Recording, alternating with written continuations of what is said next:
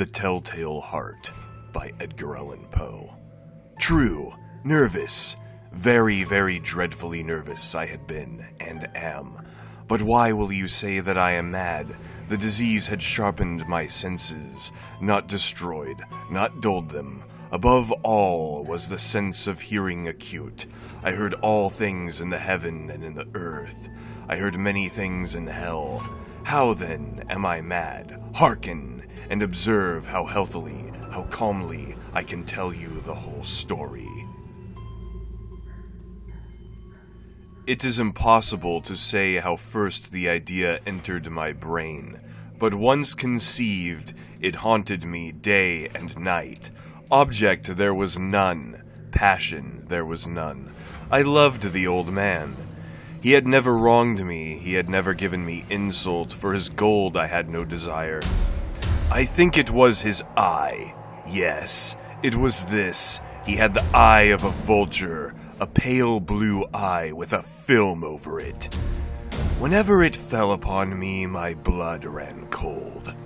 And so by degrees, very gradually, I made up my mind to take the life of the old man, and thus rid myself of the eye forever. Now this is the point. You fancy me mad. Madmen know nothing. But you should have seen me. You should have seen how wisely I proceeded. With what caution, with what foresight, with what dissimulation I went to work.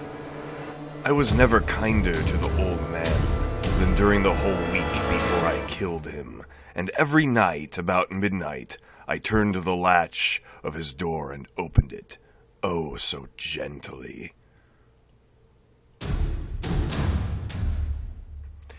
It took me an hour to place my whole head within the opening so far that I could see him as he lay upon his bed. Ha! Would a madman have been so wise as this? And then, when my head was well in the room, I undid the lantern cautiously. Oh, so cautiously. Cautiously, for the hinges creaked. I undid it just so much that a single thin ray fell upon the vulture eye. And this I did for 7 long nights. Every night, just at midnight. But I found the eye always closed, and so it was impossible to do the work, for it was not the old man who vexed me, but his evil eye. And every morning when the day broke, I went boldly into the chamber and spoke courageously to him, calling him by name in a hearty tone, and inquiring how he had passed the night. So you see, he would have been a very profound old man indeed, to suspect that every night, just at 12, I looked in upon him while he slept. Upon the 8th night, I was more than usually cautious in opening the door. A watch's minute hand moves more quickly than did mine. Never before that night had I felt the extent of my own powers, of my sagacity. I could scarcely contain my feelings of triumph. To think that there I was, opening the door, little by little, and he not even to dream of my secret deeds or thoughts. I fairly chuckled at the idea. And perhaps he heard me, for he moved on the bed suddenly, as if startled. Now you may think that I drew back, but no. His room was as black as pitch, with the thick darkness, for the shutters were close fastened, through fear of robbers, and so I knew that he could not see the opening of the door, and I kept pushing it on steadily, steadily. I had my head in, and was about to open the lantern, when my thumb slipped upon the tin fastening, and the old man sprang up in the bed, crying out, "Who's there?" I kept quite still and said nothing. For a whole hour I did not move a muscle, and in the meantime I did not hear him lie down. He was still sitting up in the bed listening, just as I have done. night after night, hearkening to the death watches in the wall. Presently I heard a slight groan, and I knew it was the groan of mortal terror. It was not a groan of pain or of grief. Oh no! It was the low, stifled sound that arises from the bottom of the soul when overcharged with awe.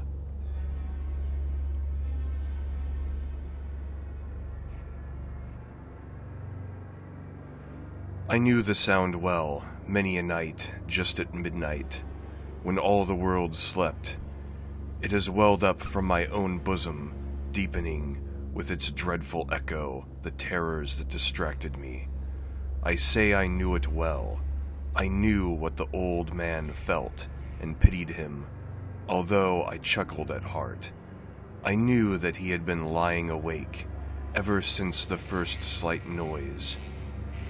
When he had turned in the bed, his fears had been ever since growing upon him.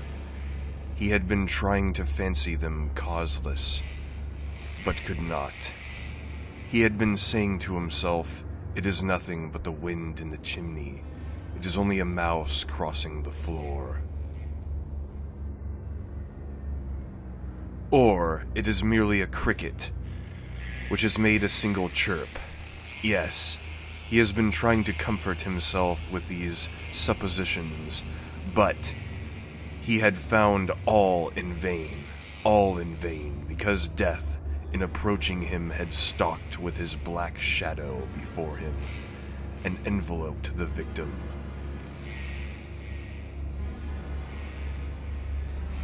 And it was the mournful influence of the unperceived shadow that caused him to feel, although he neither saw nor heard, to feel the presence of my head within the room. When I had waited a long time, very patiently, without hearing him lie down, I resolved to open a very, very little crevice in the lantern. So I opened it.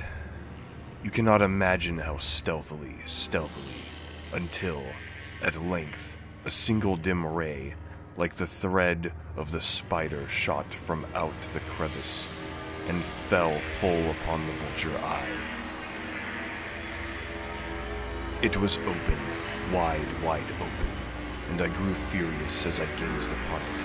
I saw it with perfect distinctness, all a dull blue, with a hideous veil over it that chilled the very marrow in my bones.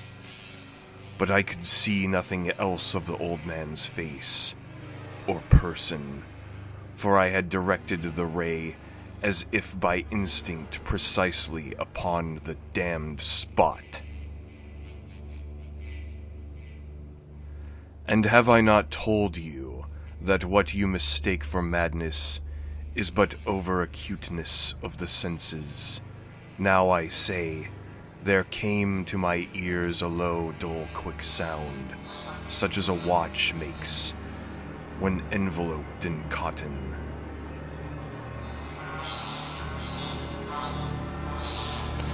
I knew that sound well, too. It was the beating of the old man's heart. It increased my fury, as the beating of a drum stimulates the soldier into courage. But even yet, I refrained and kept still. I scarcely breathed.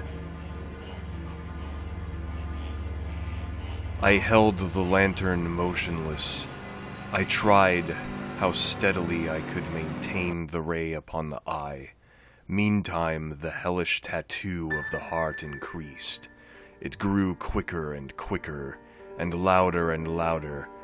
Every instant, the old man's terror must have been extreme. It grew louder, I say, louder every moment. Do you mark me well? I have told you that I am nervous. So I am. And now, at the dead hour of the night, amid the dreadful silence of that old house, so strange a noise as this excited me to uncontrollable terror. Yet, for some minutes longer, I refrained and stood still. But the beating grew louder, louder.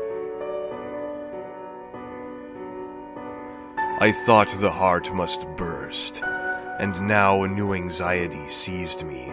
The sound would be heard by my neighbor. The old man's hour had come. With a loud yell, I threw open the lantern and leaped into the room.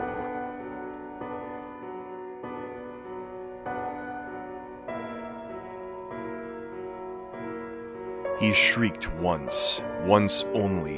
In an instant, I dragged him to the floor and pulled the heavy bed over him.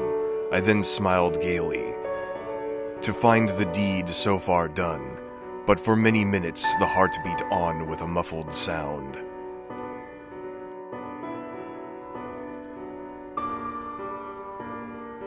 This, however, did not vex me.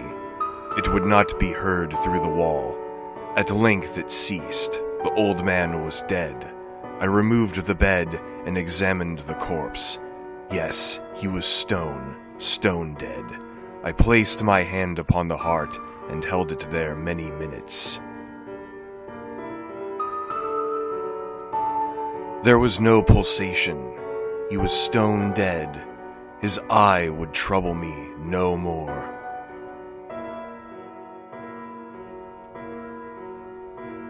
If you still think me mad, you will think so no longer. When I described the wise precautions I took for the concealment of the body, the night waned, and I worked hastily, but in silence. First of all, I dismembered the corpse. I cut off the head and the arms and the legs.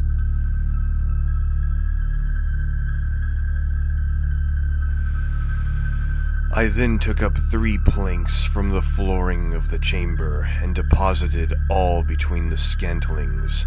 I then replaced the boards so cleverly, so cunningly, that no human eye, not even his, could have detected anything wrong. There was nothing to wash out, no stain of any kind, no blood spot whatever.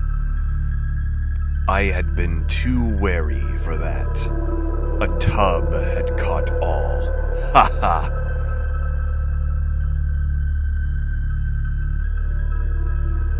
When I had made an end of these labors, it was 4 o'clock, still dark as midnight.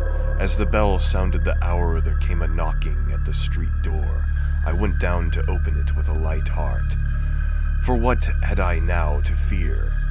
There entered 3 men, who introduced themselves with perfect suavity as officers of the police.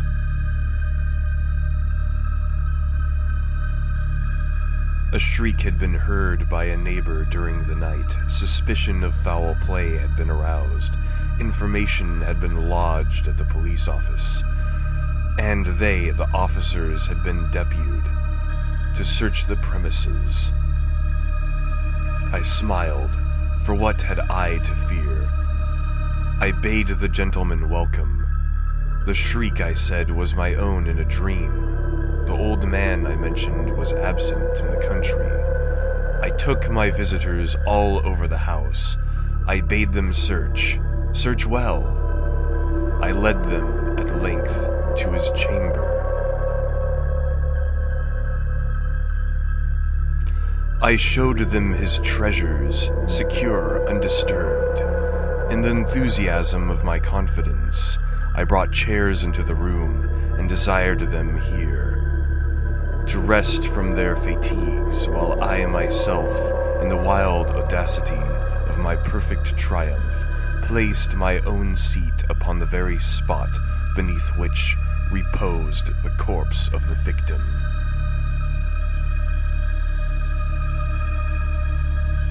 The officers were satisfied. My manner had convinced them.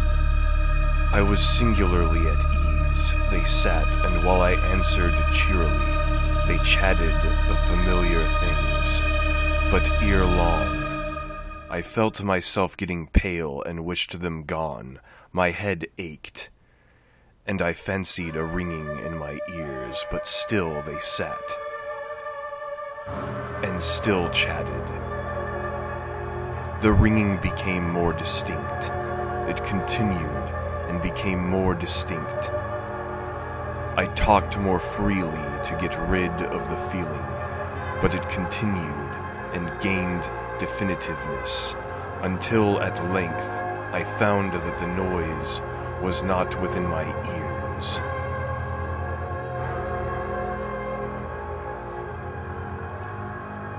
No doubt, I now grew very pale, but I talked more fluently, and with a heightened voice, yet the sound increased, and what could I do?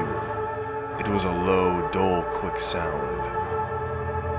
Much such a sound as a watch makes when enveloped in cloth.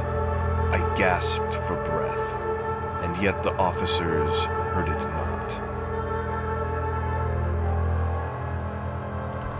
I talked more quickly, more vehemently, but the noise steadily increased. I arose and argued about trifles, in a high key and with violent gesticulations. But the noise steadily increased. Why would they not be gone?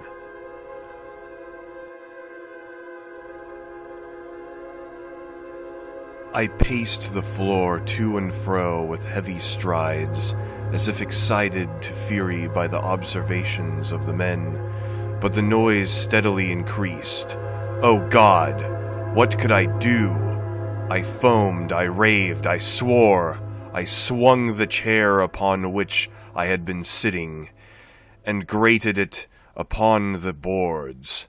But the noise arose over all and continually increased. It grew louder, louder, louder.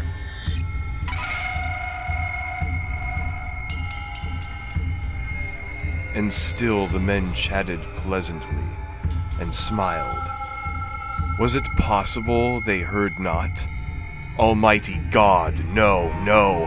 They heard, they suspected, they knew. They were making a mockery of my horror.